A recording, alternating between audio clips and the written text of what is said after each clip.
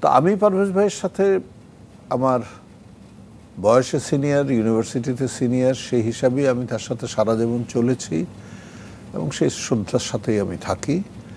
আর বাকি পারভেজ ভাই যা বললো আমার সম্পর্কে, আমি অতটা দয়ালু না, মোটামুটি ঠিক আছে, ঠিক আছে মেনে নিলাম, কিন্তু অতটা না। আর ববিতা ম্যাম? ববিতা ম্যাম তো আমার ফ্রেন্ড। বাহ।